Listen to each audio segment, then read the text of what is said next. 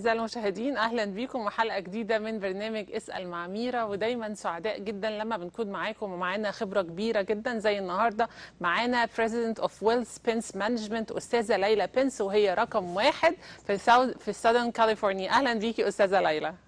أهلا بيكي استاذه ليلى، بنفرح جدا ان انت بتكوني معانا، عارفين ان انت فيري بيزي، حتى النهارده الحلقه قصيره شويه، لكن احنا دايما بنشكرك على وقتك. انا عارفه ان انت في كل النيوز الامريكيه وبرده بتدينا من وقتك علشان احنا اهل بلدك.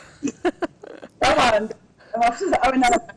ميرسي استاذه ليلى. استاذه ليلى، اولا عايزه يعني ابارك لك على ان ساره نومينيتد انها تبقى من احسن الممثلين، مظبوط؟ ممكن تحكي لنا بسرعه جدا قبل الحلقه على ساره والكلام اللي سمعته؟ ده انا يعني اي وقت عايزه اتكلم على ساره طبعا بتكلم، لان ربنا يخليها لك يا استاذه ليلى. في الهاي سكول بيعملوا بلايز في كل اورنج كاونتي والي، وبعدين في حاجه اسمها كابيز بتبص على كل الممثلين والممثلات في البلايز دي في كل الهاي سكولز، واخر السنه يقولوا مين نومينيتد انه يبقى احسن اكترس. وهي الحقيقه يعني we are so happy and so excited انها تبقى she's nominated only one of 5 girls nominated for best actress of in a school in high school this year. هيعرف اخر الشهر. طيب ده جميل جدا برضو. ودايما بشكر البيرنتس اللي بيخلوا بالهم على اولادهم، بيوجهوهم بيروحوا فين ويعملوا ايه علشان يبقوا very proud of them كده، واحنا كمان very proud of her. والف مبروك، ونشوفها ان شاء الله تاخد اوسكار المره الجايه. في الفيوتشر ما نقولش المره الجايه، في الفيوتشر تاخد اوسكار ان شاء الله. طيب استاذه ليلى، طبعا حضرتك رائده من رواد الاقتصاد في العالم الامريكي، وانا عارفه ان انت الاولى في ساذرن كاليفورنيا ونمبر 6 في الومن في كل امريكا. فانا عايزه اعرف دلوقتي الاقتصاد شكله عامل ايه. يعني انا برضه هقول لك تاني زي الحلقه اللي فاتت، كل ما بروح اشتري اي حاجه الاسعار غليت شويه.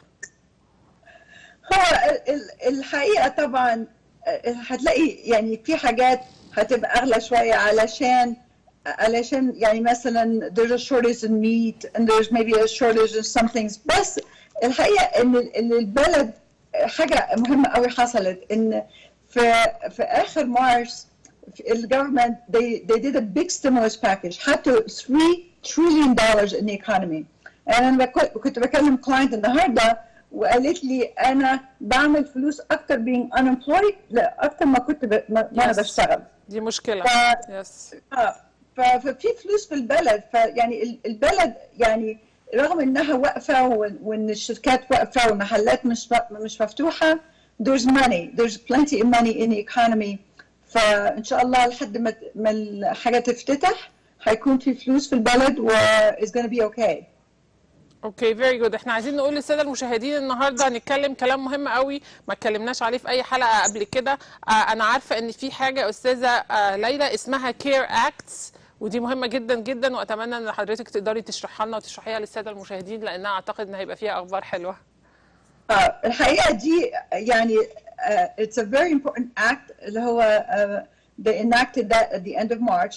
والحاجات اللي تهم المشاهدين ان لو هم فوق السن 70 وكانوا they are required لو عندهم retirement plan انهم ياخدوا فلوس من retirement plan دي and pay tax on it. فالسنه دي الجفرمنت قالت لا، بدل عشان الستوك ماركت نازل ومش عايزين الناس تدفع تاكسز كتيره، قالوا السنه دي مش لازم ياخدوا they're not required to make that distribution. ودي حاجه مهمه جدا عشان هم عندهم فلوس تانية مش في الاي ار اي والريتايرمنت، المفروض ما ياخدوش الفلوس دي وخلوها تشتغل في الستوك ماركت او في البنك. ولو حتى اخدوا فلوس في اول السنه ممكن يرجعوها تاني للريتايرمنت اكاونت ما يدفعوش عليها تاكسز. وبعدين حاجه مهمه كمان ان عشان الناس اللي هي صعبه قوي عليهم يعيشوا دلوقتي عشان ما يمكن ما بيشتغلوش، الجفرمنت قالت ممكن ياخدوا they can borrow up to 100,000 from the IRA وممكن يرجعوا الفلوس تاني لمدة 3 سنين. فدي حاجة مهمة جدا. وبعدين في كمان اللي هو payroll protection plan called PPP plan. ودي لو انت عندك شركة، حتى لو انت مثلا real estate broker او عندك بتشتغلي لنفسك بس او عندك 1 or 2 employees، ممكن تروحي للجفرمنت تقولي لهم انتوا عموما بتاخدوا ايه فلوس كسالري او كان انكم، وبتدفع الى الرنت وبتدفع ايه حاجات تانية، ويدوكي الفلوس دي as a loan.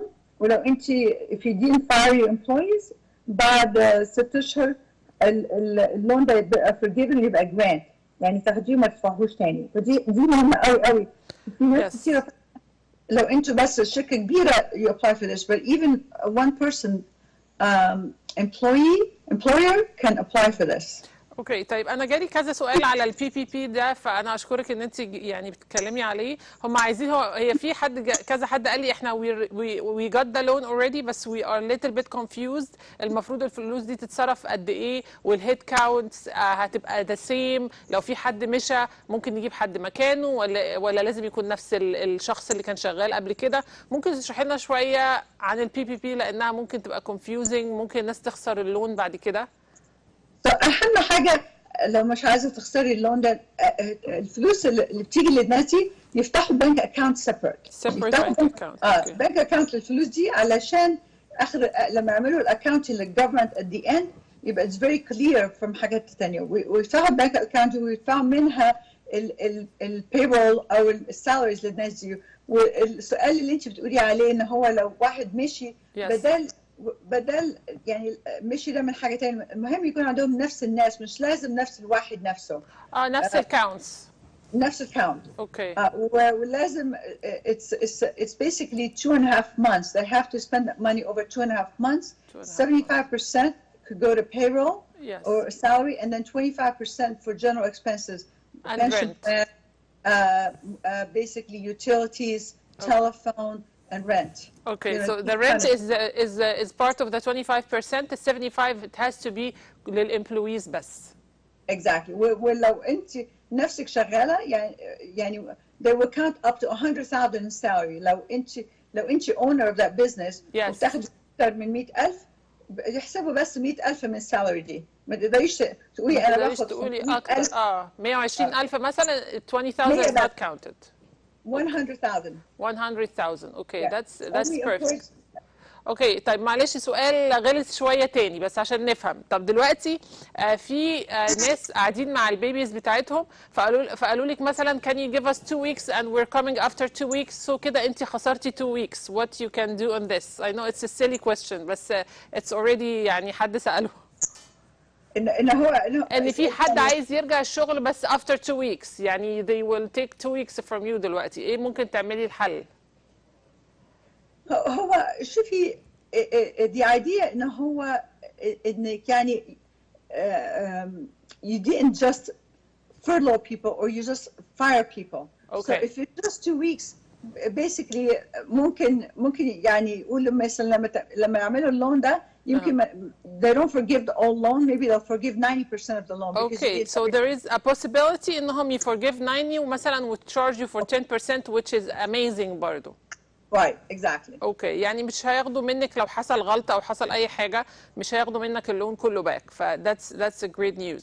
طيب احنا عايزين نتكلم على حاجات برضو مهمه تانية.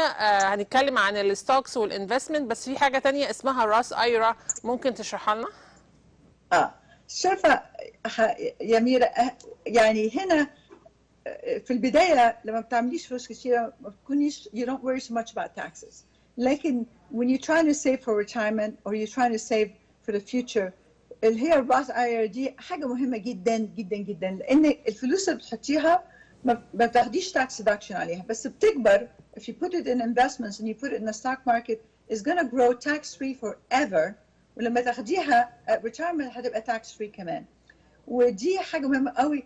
لو يعني انا عندي سيرا دلوقتي، سيرا بتشتغل بنتي بتشتغل عندي هنا في السيف، وبدل هي بتكسب يعني لو انا اديتها في السيف في شغل $6,000 في السنه ممكن تاخد ال $6,000 دي وتتحط في الراس ايرا دي، والراس ايرا دي كل اللي تكسبه يبقى tax free. ويقعد all the earnings grow tax free. وممكن ال 6,000 دي تكبر مثلا 100,000 بعد 20-30 سنه ولا 40 سنه، وكل فلوس دي تبقى tax free لو if you invested right. So it's a very very powerful واي حد يقدر يعملها. ولو انت فوق ال 50 سنه تقدري تحطي 7,000، لو انت younger than 50 then تحطي 6,000. طيب. فدي حاجه ممكن تحطوها لاولادكم، تحطوها لنفسكم. يعني ده اكونت استاذه ليلى، ده اكونت اسمه ايرا بيتفتح وبتحطي فيه فلوس والفلوس دي بتكبر، صح؟ بتكبر تاكس فري، ولما تاخديها مع الريتايرمنت هتبقى تاكس فري. يعني كل حاجه تاكس فري فيها. طب ما دي حلوه جدا، ليه الناس كلها مش بتعمل كده؟ علشان يعني في ناس ما بتاخدش تاكس ديدكشن النهارده، فبيقولوا لا احنا عايزين تاكس ديدكشن النهارده، وده غلط. المفروض تبصي على انها تكبر تاكس فري وتاخديها تاكس فري. So they think short term instead of long term. اوكي، يعني احنا بنحط الفلوس في الايرا يا جماعه، والفلوس دي مش بندفع، لان احنا عارفين لما الفلوس بتبقى كتير بندفع عليها تاكسز، فاحنا مش بندفع تاكسز. بس الفلوس دي لازم تكون عارفين هي جايه منين يا استاذه ليلى، صح؟ الفلوس دي لازم تكوني بتشتغلي عشان تعمليها راس ايرا. You have to be working. اوكي. طيب لو الشركه بتاعتي مش بتعمل لي الايرا، ممكن انا اعملها in my own or not؟ لا، هي دي مش بالشركه، دي حاجه انت تعمليها لنفسك. اوكي. الشركه مالهاش دعوه بيها. الشركه بتعمل حاجات زي 401k وبنشن وبروفيت شيرنج. ده الشركه دي حاجه انت لو عندك حتى كل الحاجات دي مع شركتك تقدري تعمليها لنفسك. ايرا. اوكي بيرفكت. ودي بروح البنك واسالهم ولا بعملها فين؟ تروحي البنك، تروحي your investment advisor، تروحي اونلاين. والسنه دي علشان هم اجروا they delayed paying taxes till July 15th. You can have a Roth IRA for 2019 and a Roth IRA for 2020. So you can do double contribution before July 15th. Before July 15th. اوكي يا جماعه، موضوع الايرا ده مهم جدا جدا. لو عندكم اي سؤال اسالونا. طب بعد اذنك احنا معانا مكالمه وبعدين نرجع نكمل كلامنا تاني. اتفضلي. اي ثينك بنت رب، اتفضلي. ايوه حبيبتي، ممكن اسال مدام ليلى، اقول لها انا على المعاش وبعدين ما جاليش الفلوس بتاعت اللي هي كل الناس خدتها وانا ما خدتهاش. اوكي. اللي هي الستيمولس. انا بنتي حطتني على الضرايب عندها على فما اعرفش هي ليه ما جاتنيش الفلوس. شكرا يا بنت الرب، ميرسي. So you can go online under socialsecurity.gov وتعملي account وتديهم information عندك and you can check انت ما جاتلكيش ليه. You can call the Social Security Department as well and check. But if you filed your taxes and your income is less than 75,000 as a single taxpayer, المفروض يجيلك $1,200. المشكله ان بنتها حطتها. لما البنت بتحط تقريبا بيبقى في مشكله. انصحك زي ما استاذه ليلى قالت لك كلمي ال 800 بتاع السوشيال سيكيورتي على الضرايب بتاعتها. ايوه يا ماما. ما يجيكيش حاجه بدل هي جت على الضرايب. لا انت لازم تكوني هي حطاني على الضرايب بتاعتها. هل انا هيجيلي ولا لا ولا هيجي عليهم؟ مش هيجيلك. لازم you have to have your own tax return. ما تقدريش to be dependent on somebody else and get the money. You have to have your own tax return. شكرا يا بنت الرب. هو بس عايزين نفهم الناس ان اللي بيجي لهم بس الاطفال لو تحت مامتهم او باباهم بيجي لهم ال 500، لكن اي حد فوق ال 21 وبيحط نفسه مع اهله حتى لو كان حد سينيور او وات ايفر ما بيجيلوش اي فلوس. مظبوط يا استاذه يا استاذه ليلى؟ مظبوط. طيب بشكرك جدا استاذه ليلى. بقى السؤال اللي هو كبير جدا جدا. طب في سؤال من بوتامينا. بوتامينا بيقول I don't have employees and I get the PPP loan. How should the expense the loan according the 75 and the 25؟ يعني هو ما عندوش غير نفسه تقريبا، او بوتامينا ما عندهاش غير نفسها. هو ممكن يعني تبصي ايه الانكم اللي هو اخده السنه اللي فاتت. مثلا اخذ 70,000. اوكي. يحسب ال 70,000 دي يبقى يعني لسه 120,000 يبقى 100,000. يعني يقول انا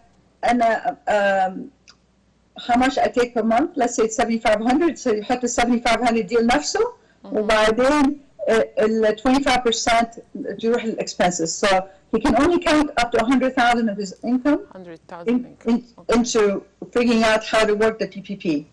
So if he makes less than 100,000, then it's pro rata of the 100,000. If he makes more, he can only use 100,000 as his income. وطبعا استاذه ليلى ال 100,000 دي هتديفايد على الشهرين ونص بس. بالظبط. يعني شوف انت بتاخد كام شهرين وشهرين ونص، هو ده بس اللي هيتخصم من ال 75%. exactly. اوكي طيب الكويستشن هنا برضو على البي بي بي. يا جماعه البي بي بي ده حاجه مهمه جدا. طيب حد من الامبلويز مشى وانا حطيت نفسي مكانه وانا باخد اكتر المفروض منه لان انا الاونر وانا المانجر، ممكن تقولي لي البي بي بي دلوقتي هتتحسب ازاي؟ صعبه ما اعتقدش هيقدر هو ياخد يقول لا، لان هم يعني if you understand why هم عملوا البي بي بي.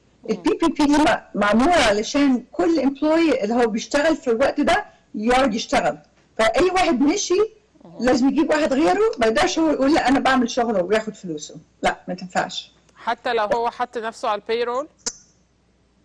ما هو اوريدي اكيد على البيرول، بس ما يقدرش يقول انا بعمل شغلتين دلوقتي. طيب لو هو مش على البيرول ممكن هو تقريبا ما كانش حاطط نفسه على البيرول، يعني هو مانجر وما حطش نفسه على البيرول.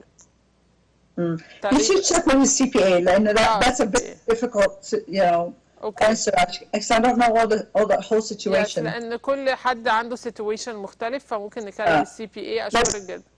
Right, but the spirit of the law, the spirit of the law is to keep people employed. Okay, they keep the same people employed. Yes. So I think about it this way.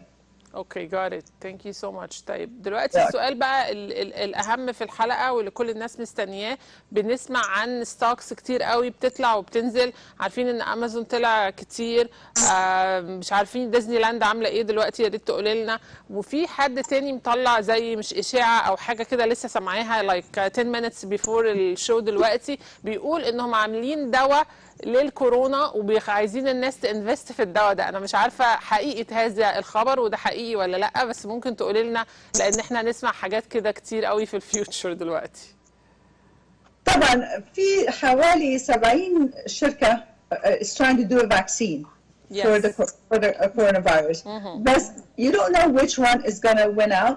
فلو عايزه تعملي investment في health care او في الفاكسين في ETF مخصوص بايوتك ETF ممكن تشتري تحطي فلوسك كده عشان مش عارفين ايه هي الشركه المفروض هتطلع with the cure or it's not going to be a cure but it's going to be a vaccine. And then there's other companies that have medicine that actually treats them. يعني في البدايه لما كان الكورونا فيروس patient يروح المستشفى there was no real treatment for it. Now they have more treatment. So it's better to buy, if you want to invest in those kind of things, it's better to buy a basket of those kinds. There's a, and I don't want to make recommendations, specific recommendations, but there's baskets. You know, if you go and ask for a healthcare basket or biotech basket, then those baskets will give you exposure to the companies that most likely will have a cure in terms of a vaccine in the future. And inshallah, يعني على آخر السنة أو أول السنة we should have a vaccine which will be very that's the thing we need the most. Yes إن شاء الله يبقى في فاكسين السنة الجاية. For now لازم نبقى يعني very careful ونحط الماسك بتاعنا والجلافز وكل الحاجات دي. طيب أستاذة ليلى، في ناس سمعت إنهم بيقولوا يا ريتنا we invest in Amazon لأن هو عالة جدا. إيه اللي دلوقتي عالة وما نشتريهوش، وإيه اللي لسه معلش وهيعلى فنشتريه من وجهة طبعا نظر يعني حد اقتصادي كبير زيك؟ You remember Mira when I was on the air in March and so forth, I told you stocks are on sale? Yes. Yeah, you know, stocks, that was a great time and we do a lot of investing then, and I remember I told you have to have a strong heart.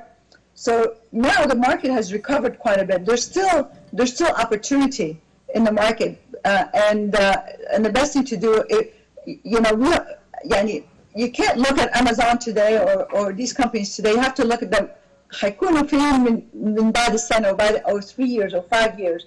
صحيح. Even if the stock goes up and down, if you buy these companies now because these are the companies that are changing the world.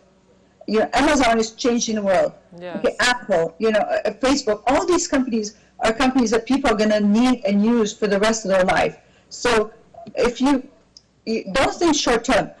حاولي تشتري شوية كل شهر مثلا يعني so that your dollar cost averaging. لأن أهم حاجة بعد كام سنة الشركات دي هتكبر. وبتعمل فلوس. Everybody's buying from these companies. They have products and services that people need. So if you try and time everything, then it's never the right time. When the market was low, nobody wanted to invest because they were so scared they think it was going to go lower. Now that it's recovered, they think, oh, is it too high now for me to invest? There's no such thing. You find the best companies in the world, the companies that you can relate to their product, that you use these products and services, and you invest, and you try and invest some every month, every other month, whenever you have money, and that way, on the long run, you'll make good money. But there's no quick rich scheme. I have to do it slowly. Okay, يعني anyone wants to invest لازم يبقى عنده خطة لللونج تيرم وما يفكرش ان هو هيبيع كمان شهرين او 3 او هيعمل فورتشن مثلا ولا اي حاجة. كم سنة تقريبا احط فلوسي واستنى عليها علشان اجيت يعني good يعني feedback? Usually at least 3 years. 3 years. Yeah, you know, but you can make it very quickly. يعني لو انت كنت عملت investments في March, you'd be doing very well right now. The stock market went up from the low of March, from March 23rd to now almost 30%. Wow, 30%. Okay. Yeah. So if you had invested, but most people were scared then. This is when we really made the money because you have to have guts. You have to buy when really things are going down. But there's no such thing as missing it because there's still the economy is going to get better. And people are going to go back to work, and these businesses are going to do very well. And so you buy a little bit now, you wait a couple more months and buy some more, especially if you see the market go down a little bit, then you buy more. And you find companies that you relate to, companies that you use. If you go to Costco, if you go to Walmart, if you go, these are companies that you can see that they're doing well, whether COVID or no COVID. And you know they're going to grow 5-10 years from now, they're going to be doing even better. So you buy businesses that you can relate to. Yeah, so it's Costco, Walmart, Amazon still, it's a good opportunity to buy now or not? There's always, like I said, it's very high. It's very high, comparing to what it was, but a year from now, it could be higher. So, you can't buy, and then if it goes down, panic, because you have to believe this company is growing. And there's many companies, many good companies, just buy companies that you know that you use every day, that use their products and that you see they can make money. Okay, perfect. طيب كان في رأي بيقول إن don't invest in gas right now. What do you think about that idea and why? Yeah, I kind of agree with him. I think the problem with oil stocks and oil is that there's so much of it.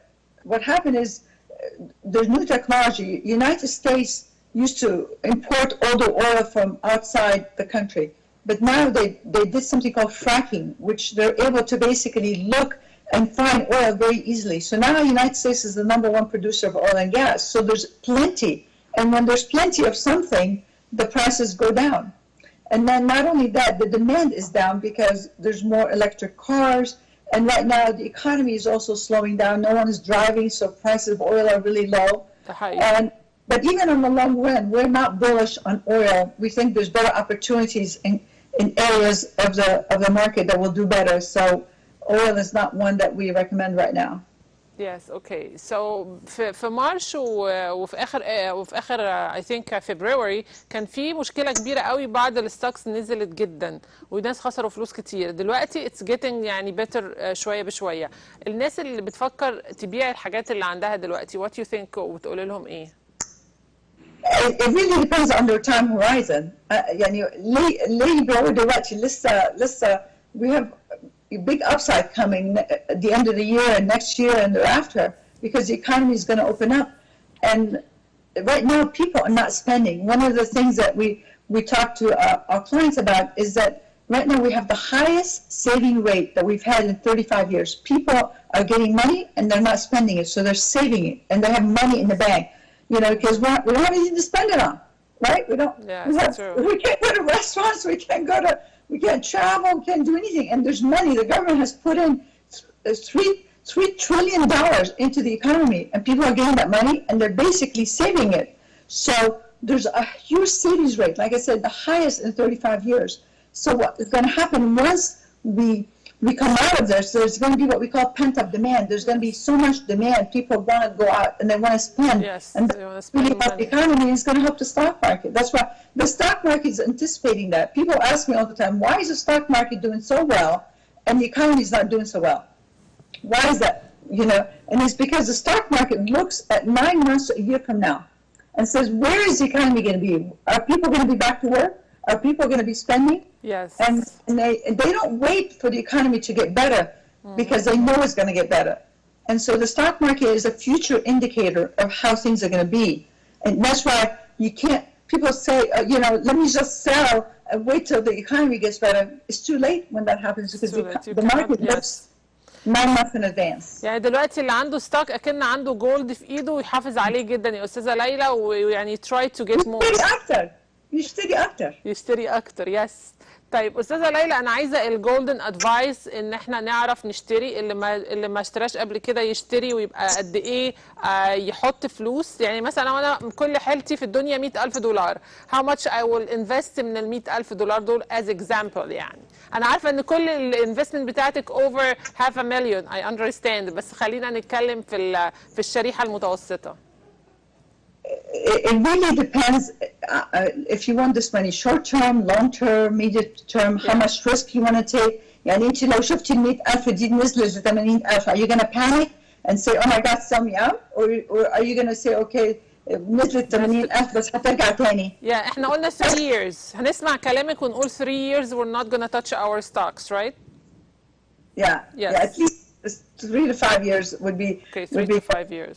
Okay, perfect. يعني لو عندك يعني 100,000 في حاجات فيها بس تبتدي في الاول مثلا يعني بالشركات اللي هي الكبيره اللي انا قلت ابعدي من الانترناشونال، ابعدي عن اويل، ابعدي عن ريتيل، ابعدي عن small companies or you know international big names. Focus on big companies that have a lot of money in their pockets, Microsofts and you know and you know defense stocks and Apple, all these great companies that make money, and you just buy them and you add to them. So لو عندك 100,000 دلوقتي ما تحطهمش كلهم في الماركت مرة واحدة، تحطي مثلا 25,000 وتستني شوية تحطي 25,000 ثاني، تحطيها over time علشان the market is going to be volatile this year. exactly. طيب احنا شفنا برضو ظاهرة شوية مش لطيفة وهي ان في بعض الاسامي البيج نيمز اللي هم مولات او يعني بيبيعوا هدوم وبيبيعوا حاجات كده كبيرة قوي رايحين بانكربسي. ازاي اخد بالي ان الشركة اللي انا هنفست فيها ما تروحش بانكربسي؟ ولو حصل ان انا اوريدي عندي فلوس في الشركة دي اعمل ايه؟ طبعا لو عندك فلوس في الشركة دي الشركات دي مش بتنزل مرة واحدة. يعني الناس بقى لها مدة عارفة إن مثلا JC Penney is in trouble or she's in trouble. يعني it goes bad over time, and this is why it's best to invest when you with a good advisor. لازم يعني don't try and do everything yourself. روحي شوفي advisor local. أي صحابك مثلا if they have a financial advisor عشان you know you can't wait. Not every company is going to always do well, and it's good to actually find someone that helps you and then try and you know the bigger the company, one of the things that we look at is how much cash they have. Like Apple has $250 billion in cash on their balance sheet. Microsoft has $110 billion. These are companies are not going to go under, right? Yes, صحيح. You know, very strong companies. Yes. When you have companies that have big balance sheets, big money on their balance sheet, you can buy them and not worry about them going under. ده حقيقي. طيب السؤال برضو اللي اتسأل لك قبل كده في الحلقة اللي فاتت واتسأل تاني بشكل سوق العقارات دلوقتي. انا عارفة ان انت مش ريل استيت بس انا متأكدة ان انت عندك خلفية كويسة. الناس دلوقتي تستنى شوية تشتري تبيع تعمل ايه في سوق العقارات؟ الحقيقة I think real estate is most likely is going to go down. علشان بعد يعني في ناس مش هتقدر يعني في small businesses are going to go out of business, right? There's people that are going to go out of business because they're not going to be able to withstand this, and then they may be forced to sell their real estate. If you have, it's not going to go down right now because right now there's so much money into the economy. So if you're looking to buy real estate, I'd wait a year to 2 years. because I think it's going to take that long for someone who, like, I have a neighbor, you know, and we have people that you know, if they have financial problems, you're going to see a lot more signs of properties for sale, but not right now because there's a lot of kind of a year from now, and then there's not as many buyers. We think prices are going to adjust somewhat. So if you're not in a hurry to buy real estate, I would wait. Wait, okay. That's very good advice. أستاذة ليلى، بقى البارت اللي برضه مهم بقى بالنسبة لي، ازاي نقدر نتعلم منك ونعرف كل حاجة. أنا عارفة إن أنت بتعملي فيديو على الويب سايت بتاعك، ازاي نقدر نوصل الفيديوز بتاعتك وبتاعت الشركة بتاعتك. So if you go onto our website, which is pencewealthmanagement.com, pencewealthmanagement.com, we post videos almost every other week. We do podcasts, and you can just listen to our views of what we think of the markets and what we you know, what things you should do.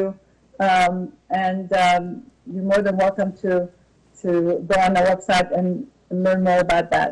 Okay, Pence Wealth Management. طيب أستاذة ليلى، في أستاذ اسمه مصري بيقول لك Dear Mrs. Pence, U.S. debt going $24 trillion. Do you think economy will go up with this debt? Yeah, so definitely the government had to borrow a lot of money because of, especially with this we have now, they have to give the people $3 trillion. There's going to be more money going into the economy from the government. And so what the plan right now is the Federal Reserve has already and the Secretary of Treasury have already said they're going to come out with government bonds. Right now, government bonds are only for 10 years. They already announced they're going to have a 20-year bond, and then they have a 30-year bond. So what they're going to do is they're going to basically, it's just like when you buy a house, if you have to pay the house off all that now, that's a lot of money.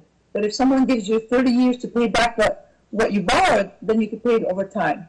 And that's what the government is going to do, is they're going to issue more loans, more debt, and a longer period of time, so that it's going to give the government more time to pay back these debts. And that's how they're going to take care of it. They have no choice. You know, they have to borrow this money to put into the economy so that we can pass this dilemma, this problem right now with the COVID. يس مظبوط.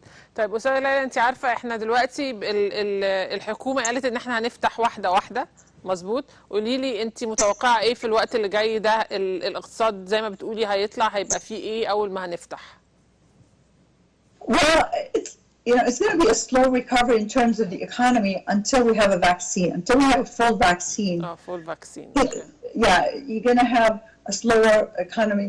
But because we have the stimulus package, we have money to get these people, and because of the savings rate that I talked about, that people have money, they've been saving up this money, it's going to give us time until we open up, until we have a vaccine. There's also, every day they find something new. Like before they were saying that if you touch something that you can get the disease. Now they're saying no, only if you breathe or if you cough over somebody. So you find a lot more people. I know yesterday there was traffic for me to go home. You know, I'm still coming to work, and there was first time there was actual traffic to get home. So people are getting out and doing things, and things are going to open up, and some businesses are going to do well, and some businesses are going to suffer. But once we have a vaccine, there's going to be so much pent-up demand.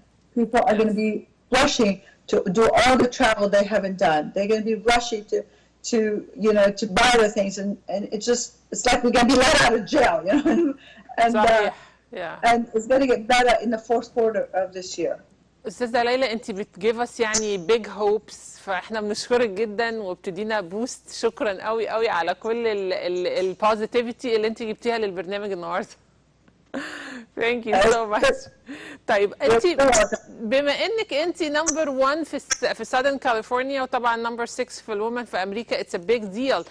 مش عايزه اقفل الحلقه، انا عارفه الحلقه النهارده قصيره شويه وان انت فيري بيزي، وبنشكرك تاني ان انت موجوده معانا، بس مش هقدر اقفل الحلقه غير لما تدينا ادفايس عن النجاح وازاي اكون ناجح حتى في الوقت الصعب اللي احنا بنمر بيه، بس دايما نفكر في افكار جديده ونكون ناجحين والهوبس بتاعتنا تبقى always high. Yeah, أهم حاجة is you want to surround yourself with positive people. Yes. And people that also think differently than you. And so no one can do this alone. Jarifa, I get a lot of these accolades, I'm number one, support, but I have 28 people in my company. Yes.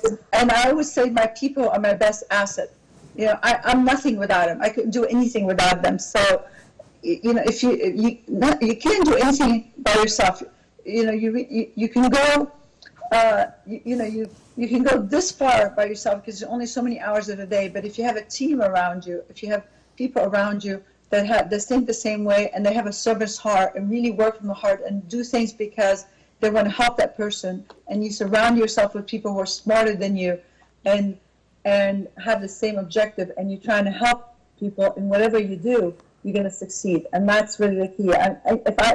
Whatever I've done, anyone else can do. It's all about the teamwork and who you have around you, all with servant's heart, talented, smart, and focus on the whole thing. So I know you are so lucky here. You have such great people at CSAT, like Heidi and all of them, and all the cameramen and all the people that do this. And this is why as much, anytime you ask me, I'm on there because I feel if I can help anyone that's listening to do something a little better, God has given me, and it's always good to give back. And it's all about, at the end of the day, when people die, they don't say how much money I have. They say how many friends I have next to me and my family. And this is what makes it all work. Yes, احنا always بنتعلم منك، وعايزه اقول لك انا I was in your office، انا جيت لك الاوفيس وشفت قد ايه فعلا التيم وورك يعني الانرجي الموجوده كانت very high. وعايزه اقول لك I know you are very humble، ودايما بتقولي التيم وده very true، بس هم because they have a great leader they are happy and positive and they can produce. So thank you so much. I have to give a shout out to my number one person, which is Dina. Of course, Dina Faragalla. I couldn't do what I do without her. She's my right and left arm, and I'm so fortunate to have her work with me. Yes, Dina, she's an amazing person, and she has a golden heart. I love her so much. وهي very humble وكمان very positive. وهي lucky بيكي وانت lucky بيها، وانا بشكرك، وانا lucky بيكم انتوا الاثنين. وبنشكرك جدا استاذة ليلى. I love you so much. I love Sarah. I love everyone يعني in your office. Very very good people. Thank you so much. واتمنى ان انت like in 1 or 2 months تجيلنا باخبار تانية جديدة، والايكونومي ان شاء الله دايما احسن علشان انت موجودة وبتشجعينا. إن شاء الله أشوفك in person next time. Yes إن شاء الله، ربنا معاكي. Thank you Pence Wealth Management. أستاذة ليلى بنس هي البريزيدنت والسي او of the company، وهي number 1 في Southern California. It's really huge deal. إحنا 50 million people هنا في Southern California. I'm not sure exactly how many investors، بس هي number 1. She take caring of everyone. So thank you so much. Pence Wealth Management. لو تروحوا على Pence Wealth Management، لو كتبتوا بس على جوجل Pence Wealth Management هتلاقوا الويب سايت، وهي بتعمل لكم توتوريالز على طول وبتقول لكم ايه الجديد كل يوم او كل اسبوع تقريبا في الايكونومي دلوقتي. مش عايزين نقلق، زي ما هي قالت امريكا فيها الايكونومي very very strong. فانا بقول لكم ربنا يستر علينا، نخلي بالنا بس نلبس الماسك بتاعنا ونلبس الجلاف ودايما نطهر الحاجات بتاعتنا وما نقربش من الناس قوي، وان شاء الله الغمة دي تروح. واحنا معاكم على طول. الاسبوع الجاي معانا دكتور مدحت سلامة هيكلمنا ازاي نخلي بالنا صحيا جسديا وعقليا ونفسيا من موضوع الكوفيد 19، وكمان هيبقى في حاجة اسمها نيو نورمال، حياتنا هيبقى شكلها عامل ازاي في الفترة الجاية. اتمنى دايما تتابعوا اسال مع ميرا الساعه 6 بتوقيت كاليفورنيا يوم الجمعه، والساعه الساعه 9 بتوقيت نيويورك. عايزه اقول لكم ان احنا بنعملها جمعه والسبت، لكن احنا بس يعني ماشيين سلو شويه علشان احنا بنقلل ان احنا نبقى موجودين. وانا بشكر سي سات وبشكر التيم بتاع سي سات وبشكركم جدا. ودايما تابعوا اسال مع ميرا، ويا ريت تعملوا لايك على اسال مع ميرا، موجوده على الفيسبوك، وممكن تتابعوا كل الحلقات على اليوتيوب على الفيسبوك، وعلى ميرا فيكتور كمان بتكون موجودة. بشكركم، ربنا يحافظ عليكم، ونصلي لبعض ونصلي للعالم. ربنا بيحبنا وهيشيل عننا لما نصلي لبعض ونساعد بعض. بحبكم، ربنا يحافظ عليكم، وشكرا. ليلى بنس ويلث مانجمنت. اشوفكم يوم الجمعة الجاية مع دكتور مدحت سلامة. باي باي.